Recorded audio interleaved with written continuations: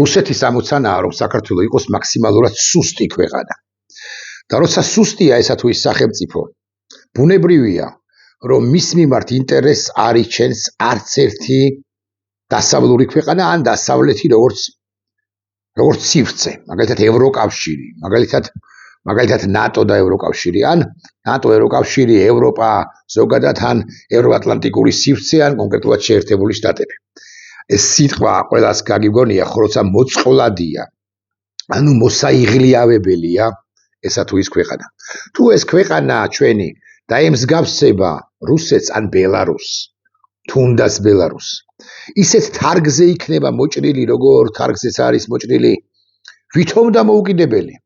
რეალურად კი რუსული ბელარუსი ბუნებრივია, რომ ევროკავშირი ჩვენსკენ არც გამოიხედავს და იმ ბენეფიტებსაც კი, რომლებიც მან წლების წინ და წლების განმავლობაში მოგვანიჭა, გადმოგვცა, მათ შორის ავანსად, ნელ-ნელად ჩამოგვართმევს, ნელ-ნელად წაგვართმევს და არ აისახება ეს ყველაფერი მხოლოდ დე-ფაქტო მთავრობის გაქსუებულ პირებზე, რომლებსაც საბოლოო ჯამში ფეხებზე ჰკიდიან, ზარაში, სადივლიან, მიუნხენში თუ რომელიმე აღმოსავლურ ქვეყანაში. ივლიან აღმოსავლურ ქვეყანაში და იმდენი ფული აქვთ, შეჭმული, იმდენად დიდ ფულში არიან, რომ მე ხუთეხარისხოვანია ახლა ისინი რაღაცა მადრიდის ცენტრში, ლონდონის ცენტრში, ბერლინის ცენტრში, პარიზის ცენტრში, შანზელიზეზე გაივლიან თუ არ ვიცი რომელიღაც დემოკრატიის თვალსაზრისით მეხუთეხარისხოვან ქვეყანაში მათი ღირებულებები, მათი ოჯახის წევრთა ღირებულებებიც ნამდვილად არ არის საინტერესო, მათთვის არ არის საინტერესო შანზელიზე თუ ნოტრ-დამის ხილვა, ასე მაგალითად. არც შედიან ხო იმ ნოტრ-დამში პარიზის ღვთისმშობლის ტაძარში. ბიზინა ივანიშვილის დავალებაც სწორედ ეს არის, ძალიან დაასუსტოს ქართულმა ოცნებამ ქვეყანა და უკლებრივ ყველა მიმართულებით ურტყამს და ურტყამს, ყველა სფეროს ურტყამს, განათლების სფეროს დაარტყა ახლახან ბოლოს, ხო?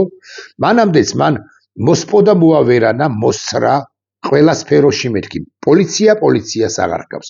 ახლა მე კითხვა მაქვს, როგორ გონიათ გარკვეული პერიოდის შემდეგ თუ ესეც გაუვა, აი განათლების მკვლელობა თუ გაუვა, როგორ გონიათ რომელ სფეროს მიადგება? ბევრი თქვენგან იტყვის, რომ მაგალითად ჯანდაცვის სფეროსო ან კულტურის სფეროსო უკვე მიადგა კიდეც ამ უკანასკნელს. იცით თქვენ, მაგრამ მე მაგალითად მგონია, რომ თავდაცვა არის მორიგი სამიზნე. ამდენი და ამდენი ჯარისკაცი რაში გვჭირდება? იტყვის ბიზინა ივანიშვილის რომელიმე პაჟი, გამობიძინებული, კობახიძე ასე მაგალითად, დაიყენებს თავდაცვის უწყების ხელმძღვანელს ან ნებისმიერ კონფორმიზმზე წასულ, კომპრომისსა და კონფორმიზმზე წასულ გენერალს და ისინიც იტყვიან, რომ საქართველოს არავის არ ესხმის თავს, ჩვენი დაცვა თავდაცვა კი შეუძლებელია თუ მტრები დაგვესხმებიან თავს, ამიტომ მოდი დავიყვანოთ პირობითად ცხადია რაოდენობა ჯარისკაცებისა 1258-მდე. და ნეიტრალური უნდა იყოს საქართველო, იმას კი აღარ დაეძებენ, რომ ნეიტრალური ქვეყნის განსახიერება, თვალსაჩინოება, ან პირველი რომელიც გვახსენდება ამ ნეიტრალური სახელმწიფოებიდან შვეიცარია, საკმაოდ ან საკმაოზე მეტად მილიტარიზებული სახელმწიფოა, მილიტარისტული სახელმწიფო, მილიტარისტული, ანუ თავდაცვის უწყება ძალიან ძლიერია, თავდაცვის ძალები ამ შუაგულ ევროპაში არსებული ქვეყნისა ძალიან უკიდურესად ძლიერია, ვიტყვი ასე, თავდაცვის ბიუჯეტს ჩახედეთ, სხვა თუ არაფერი.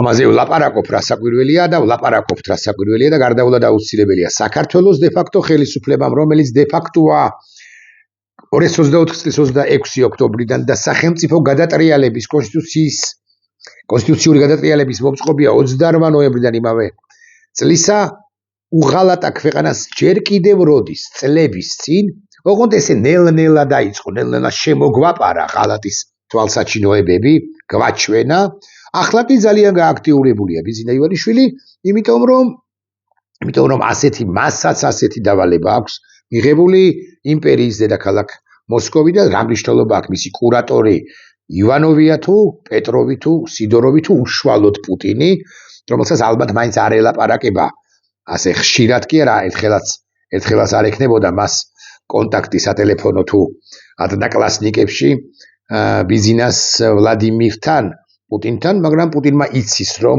აქ კავკასიის რეგიონში პარტნიორი ეგულება. ამასობაში ეს კავკასიის რეგიონი რომ სწდება რუსულ სივრცეს, მისი 2/3 უფრო სუსტი რომ იყო, ესეც ფაქტია. ჯეიდი ვენსის ვიზიტი და 9 მილიარდიანი მინიმუმ ინვესტიცია სომხეთში და დაახლოებით ამდენივე პლუს მინუს აზერბაიჯანში და რიგი სფეროების განვითარება არის საფუძველთა საფუძველი ამ ორი სახელმწიფოს, მოდი ასე ვიტყვი, მარადიული დამოუკიდებლობისა.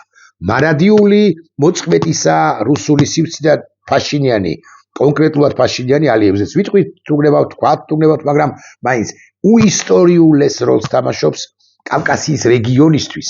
ისეც არ მიწყენენ მიხაელ სააკაშვილის მომხრეები, არ მიწყენენ მამა ალიევის მომხრეები, თუ ასეთები არიან საქართველოში, აზერბაიჯანში თუ უთარგმნიან ჩემს სიტყვებს, ვინმეს შვილი ალიევის მომხრეების, ზვიად გამსახურდიას მომხრეების მეთქი, ასე ვიტყვი, ხო, თუმცა ზვიადი უზარმაზარი მასშტაბის პერსონა, ისე როგორც ყველა ხსენებული შევარდნაძის მომხრეებიც არ მიწყენენ, მაგრამ ფაშინიანი ლამაშობს ყველაზე უფრო დიდ როლს მეთქი, თუ ეს ყველაფერი გავიდა ოღონდ რუსეთს რასაკვირველია წელსვე ივნისის თვეში სომხეთზე რევანშის სურვილი გაუჩნდება, შესაძლებლობა ექნება თუ არა, ეს არის კითხვა, თორე დანარჩენი რუსეთი უკან რომ არაფერზე დაიხევს, ესეც ფაქტია, ცდილობა რომ ექნება, ესეც ფაქტია.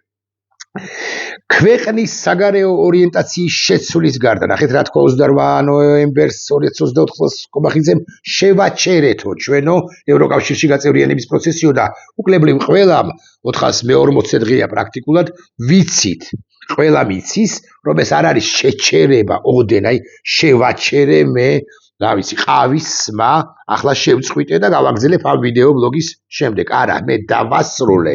ყავის სმა კი არა, საქართველოს ევროატლანტიკური ინტეგრაცია და ამით უღალატა საქართველოს დე-ფაქტო ხელისუფლებამ, ამითაც უღალატა საქართველოს დე-ფაქტო ხელისუფლებამ ქვეყანას, მის წარსულს, მის აწმყოს, მის მომავალს, უამრავი ესეთი ემოციური სიტყვის წარმოთქმა რასაკვირველია შეიძლება და გარდაულად აუცილებელიც არის, იქნება და იმიტომ არის აუცილებელი მათ შორის, რომ ადამიანებმა, რომლებსაც ჯერაც არ გაუგიათ, ვერ გაუგიათ, რასაც ჩადის დე-ფაქტო ხელისუფლება, იქნება და გაიგონ უკეთ, მოდი ვიტყვი ასე.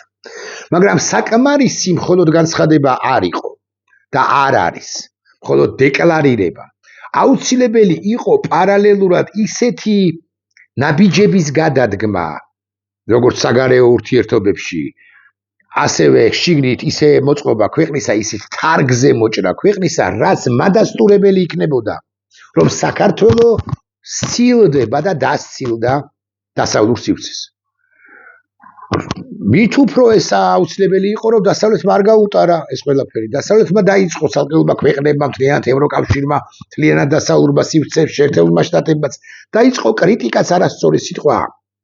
ლანძღვა მით უმეტეს არასწორი სიტყვაა. დაიწყო კარგი მონიტორინგი და მითითება ყოველ დეტალზე, ყოველ წვრილმანზე, მეთქი ასე ვიტყვი. რასაც ასე აკეთებთ ამ სფეროში, ეს არის დამღუპველი თქვენთვისვე, ეუბნება ბრიუსელი. ესენი პაპუაშვილის თავკაცობით, თამადობით, ხო, ახმამაღლდნენ და ბრიუსელს იქით უტევენ, მაგრამ ფაქტი ხომ არ იცვლება. ფაქტი ხომ ის არის, რომ ეს დე-ფაქტო ხელისუფლება ყველაფერს აკეთებს იმისათვის, რომ მოსწყდეს საქართველოს დასავლურ სივრცეს. ერთ-ერთი თვალსაჩინოებაა ჩვენ რომ რუსული საბჭოთა ან პოსტსაბჭოთა სივრცე ვართ, არის როგორ შლიან ესენი დემონსტრაციებს. აი ქიმიური იარაღი გამოიყენეს თუ არ გამოიყენეს, იმ შემთხვევაშიც კი თუ არ გამოიყენეს, ეჭვს რო ტოვებენ, რომ ქიმიური იარაღი გამოიყენეს 24 წლის, სწორედაც რომ 28, 29 და 30 ნოემბერს ან პირველ 2 და 3 დეკემბერს, ეჭვს რო ტოვებენ, ესეც კი მადასტურებელია, რომ საქართველო არის კავკასიის ბელარუსი, იქნება უარესიც კი ნამდვილ ბელარუსში. ნამდვილი ბელარუსის ლიდერს ელაპარაკება შეერთებული შტატების პრეზიდენტი ტრამპი ურეკავს.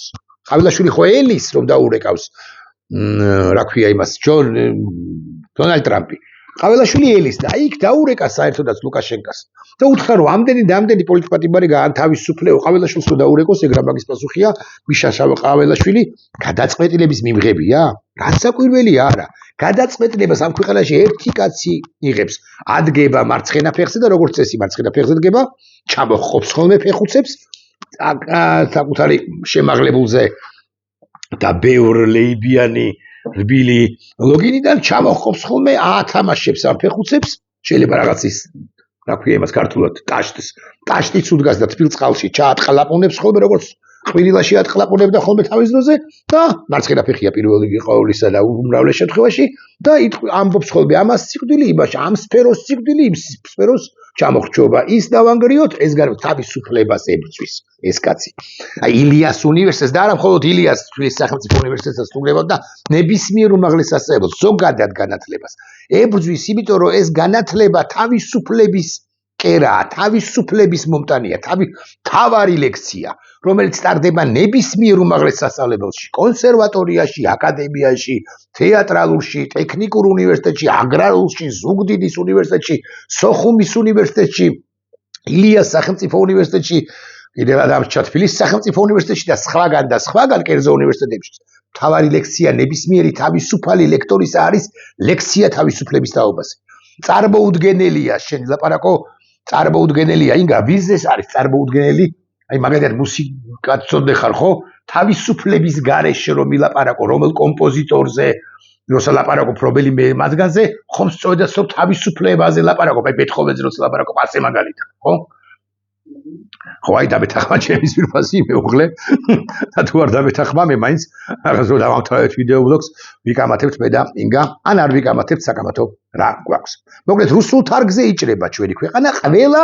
მიმართულებით მეთქი და კიდევ ერთხელ გავიმეორებ რომ აი თავდასხმის უძალებსაც რო შეუტევს მერე უკვე თიძეკბენანი ან მუშტის ჭამანი იქნება გვიანი ბევრი იმპირიის მიმართ რომელიც ახლა ხმადაბა მხრიდან ის ახლა ხმადაბალია და ხმამაღლება კი მოუნდება თუ გინდათ რომ დაიცვათ თავდაცვა ახლა უნდა დაიცვათ ჯანდაცვა თუ გინდათ რომ დაიცვათ უსაფრთხოება ახლა უნდა დაიცვათ განათლება თუ გინდათ რომ ქვეყანას ჰგავდეს და განვითარების პერსპექტივა ჰქონდეს და დაეწიოს არათუ უკრაინას და მოლდოვას არამედ სომხეთსაც კი რომელიც გვასწრებს გვარიანად უნდა დავიცვათ ერთმანეთი ყველა სფერო, ყველა მიმართულება, ყველა დარგი, ყველა ღირებულება, თავისუფლების ღირებულება უპირველეს ყოვლისა ახლა არ მაქვს მნიშვნელობა რომელი პროფესიის ადამიანებს გულისხმობ, მაგრამ ეხლა გუშინ თუ გუშინ წავიკითხე რომ ერთ-ერთი პროფესიის ადამიანები აღშფოთებულან რომელიღაც კანონზე თქვენ დალოცვილებო,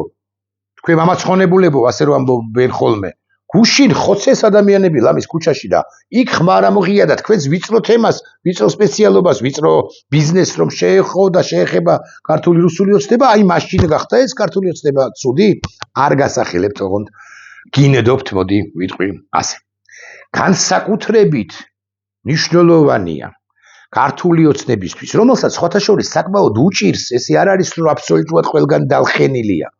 არა, მიუხედავად იმისა, რომ არ ანიშვიათად იხებს უკან, ესეც ისინიც გაჭედილები არიან რიგ საკითხებში. საკმაოდ რთული დროება უდგათ და კიდევ უფრო რთული დროება დაუდგებათ. მაგრამ ამასაც ვილაპარაკოთ თუგებად და უფრო ვილაპარაკოთ იმაზე, რომ ესენი ყველა სფეროს ოკუპაციას აპირებენ, ყველა მიმართულების ოკუპაციის ინტერვენცია ყველა სფეროში, ოკუპაციას და ანექსიას ყველა სფეროში. მათ შორის ეკონომიკისაც. და აი ახლა ხარ გახდა ცნობილი რომ ჩვენ გვაქვს ვალუტაში, უცხოური ვალუტის რეზერვები, რომლებიც განთავსებული არის, რომ ვიცოდეთ მაინც, არის განთავსებული უცხო დასავლეთში, ამერიკაში მათ შორის, ევროპაშიც, მაგრამ ამერიკაშიც. რატომ უნდა მოგინდეს მყარი დემოკრატიის, სტაბილურობის განსახიერება შეერთებული შტატებიდან და ზოგადად დასავლეთიდან შენი სავალუტო რეზერვების წამოღება და არადემოკრატიულ სივრცეში, ჩინეთში, არადემოკრატიულ ქვეყანაში, კომუნისტურ ქვეყანაში, ჩინეთში ამ შენი რეზერვების განთავსება. არ ენდობი ამერიკულ იმ ფონდებს, სადაც აგ განთავსებული? შეუძლებელია რომ არ ენდობოდი. გეშინია გეშინია რომ რომელიღაც ეტაპზე ჩამოგართმევენ ამ რეზერვებს, ხო, შეიძლება ეშინიათ კიდეც. რომან გოცირიძე წერს, წავიდა ჩვენი სავალუტო რეზერვები ჩინეთშიო. ეს პოსტი წავიკითხე თუ არა, ისინი დავინტერესდი, იმიტომ რომ ბატონმა რომანმა ბუნებრივია ბევრად მეტი იცის ვიდრე მე და ბევრად მეტი იცის ბევრზე, მათ შორის მისი სფეროს წარმომადგენლებზე. დავინტერესდი, ვენდობი მე ამ კაცს 99 წლიდან ვიცნობ, ბატონ რომანს. და ეს პოსტი ჩავიკითხე და მე ვიდეო ბლოგიც გაავრცელა ბატონმა რომანმა და იმ ვიდეო ბლოგსაც მოვუსმინე გულდასმით ორჯერ. ეროვნულ ბანკს რეზერვების ნაწილი ჩინეთში გადააქვს თურმე და ჩინეთის მთავრობის ფასიან ქაღალდებში განთავსებას გეგმავს. წერს ბატონი რომანი. ნათია თურნავა იქნება ერთ-ერთი პირი, რომელიც თითქოს პასუხისმგებელი არ არის, იმიტომ რომ მართლაც ყველაფერს განსაზღვრავს ბიზინა ივანიშვილი, მაგრამ რომ ვიცოდეთ მაინც, მიუხედავად იმისა, რომ პასუხისმგებელნი თან არიან და თან არ არიან, დე იურე არიან და დე ფაქტო კი ყველას მართველი და ყველაფრის მართველი ბიზინა ივანიშვილია, ვინც დე იურეა და ამგვარ გადაწყვეტილებებს იღებს, ისინი სისხლის სამართლის პასუხისმგებლობით წესით დაისჯებიან. იმიტომ რომ ეს არ არის უბრალოდ რაღაცა 7 ქაღალდის აღება დასავლეთიდან და 7-ვე ქაღალდის ჩატანა ჩინეთში. ეს არის სახელმწიფო მნიშვნელობის გადაწყვეტილება, რომელიც ვნებს არა მხოლოდ დღევანდელ გენერაციას, დღევანდელ ქვეყანას, არამედ ავნებს მომავალ ქვეყანას, მომავალ თაობებს. მომავალ თაობებს ეკნებათ გამოსასწორებელი ის შედეგები, რომლებიც დადგება ამ უკანონო ერთის მხრივ, მაგრამ რაც უფრო მნიშვნელოვანი ანტისახელმწიფოებრივი გადაწყვეტილების მიღების გამო ეს შედეგები ეკნებათ გამოსასწორებელი. დავუბრუნდეთ ისევ ბატონ რომანს. ეროვნულ ბანკს რეზერვების ნაწილი ჩინეთში გადააქვს. ეროვნულმა ბანკმა განაცხადა, რომ ეს უფლება ჩინეთის ცენტრალურ ბანკთან დადებული შეთანხმებით მოიპოვა საერთოდ. რატომ დაძრა საქართველოს დე ფაქტო მთავრობამ ჩინეთის ცენტრალურ ბანკთან ეს საკითხი? რა საჭირო იყო? რა გარდაუვალი აუცილებლობა იყო ჩინეთში ჩვენი აქტივების გადატანისა ან ამაზე შეთანხმების მიღწევისა, მცდელობისა და მიღწევისა. ამ განცხადებიდან ვიგებთ, რომ ეს ნაბიჯი ხელს შეუწყობს რეზერვების დივერსიფიკაციას და რისკების დაზღვევას. ოღონდ რისკიანი დასავლურ სივრცეებში ჩვენი რეზერვების განთავსება სულაც არ იყო, არ არის და არ იქნებოდა და არ იქნება. რისკიანი არის სწორედაც რომ არადემოკრატიულ სივრცეებში. ეგრე ამ ლოგიკით მოსკოვის სივრცეში წაიღეთ, ესეც დივერსიფიკაციას შეუწყობს ხელს. ჩრდილოეთ კორეას აქვს თუ არა ეს რეზერვების მიღების შესაძლებლობა, არ ვიცი, მაგრამ თუ აქვთ დივერსიფიკაციის მოტივით გადაიტანეთ ჩრდილოეთ კორეაში, ირანში გადაიტანეთ, თუმცა ირანში შეიძლება მართლაც გადაიტანოთ.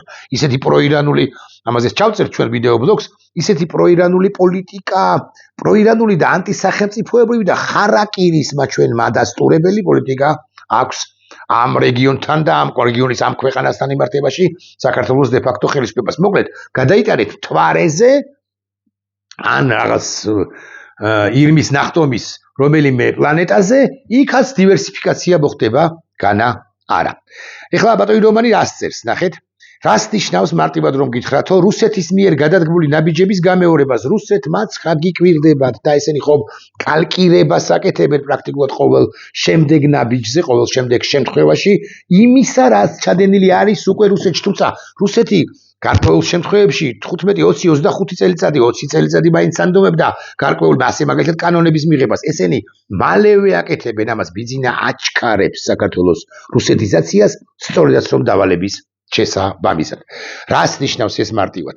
რუსეთის მიერ გადადგმული ნაბიჯების გამეორებას, რუსეთმა მთელი რეზერვები ოქროსა და ჩინურ იუანში გადაიტანა, დასავლურ ვალუტებში რაც ჰქონდა, გაეყინა და იმ ქვეყნებში არც სურვილი ექნება განთავსების და არც ამის უფლებას მისცემს ვინმე. დიახ, ესენიც ხომ არ ფიქრობენ, ხომ არ უშვებენ, რომ ის დაახლოებით 6 მილიარდი არ არის ეს დიდი თანხა, 6 მილია ქვეყნისთვის არ არის დიდი თანხა, თორე დიდი თანხა როგორ არის თქვენთვის თუ ჩემთვის? ქვეყანა, რაც უფრო მეტი აქვს სავალუტო რეზერვები, რაც უფრო ბევრი აქვს თუ დიდი აქვს სავალუტო რეზერვები, მით უფრო ძლიერი ქვეყანაა. ესენი ფიქრობენ, რომ ემან ისე არ მოხდეს, ეს არის ჩემი ექსკლუზიური, მეთქი ასე ვიტყვი, დასკვნა, არა, ცხადი ექსკლუზიური არა, მაგრამ მაინც ჩემი ფიქრი, რომ ესე არ მოხდეს რომ ჩამოგვართვან. ჩამოგვართვან ის რაც ჩვენია და მოდი ვინც არ ჩამოგვართვებს, ჩინეთი არ ჩამოგვართვებს, ოღონდ ჩინეთი არასტაბილურია მისი ეკონომიკა, ბარემ ვიტყვი, რომელიც მზარდი იყო წლების განმავლობაში, 10 წლების განმავლობაში, ახლა სტაგნაციის მდგომარეობაშია, მინიმუმ რამდენიმე სფერო და ზოგი სფერო კი საერთოდაც დინამიკის თვალსაზრისით უფრო ქვემოთ და ქვემოთ მიდის და ჩინეთი არა ინდოეთი მაგალითად აღმავალ მდგომარეობაშია. ჩინეთი პირიქით სტაგნა და დაღმავალ მდგომარეობაში და სწორედ ჩინეთში გადააქვთ.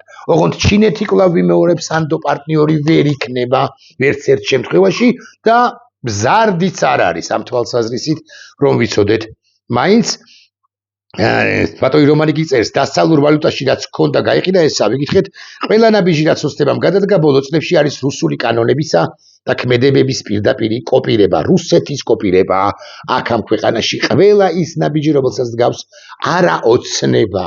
ბატონ რომანთან ცხადია ბოდიშვიხტი, არამედ ეს მარცხენა ფეხზე რომ დგება ხოლმე დიდი ტაშტი რომ აქვს თბილი წყლით სავსე ივანიშვილი ჩაატყლაპუნებს ხოლმე როგორც ყვირილაში ატყლაპუნებდა ფეხს და იტყვი ამბობს ხოლმე რომ ეხლა მოდით გადავიტანოთ ჩინეთში და რატომ უნდა გადავიტანოთ ჩინეთში.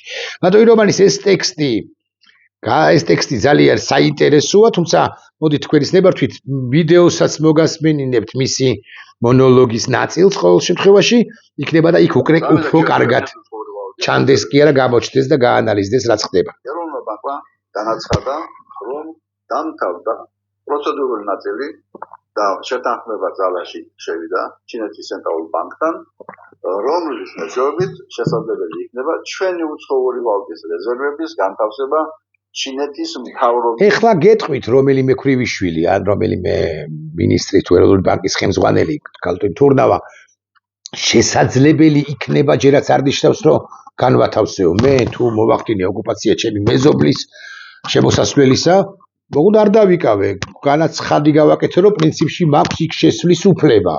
ხო, ესეც უკვე არის სისხლის სამართლის დანაშაული. მე კვლავ მინდა თქვა, რომ ქალთა კოლონიაში მეთქი ასე გეტყვით, გახეხავს ამ შემთხვევაში ქალბატონი თურნავა, ქალთა კოლონიის საკანს გახეხავს იმის გამო რომ ამგვარ რამეს ჩადიან, მიუხედავად იმისა რომ ბიზინა ივანიშვილი კარნახობს და ასე შემდეგ, ადექი და წადი.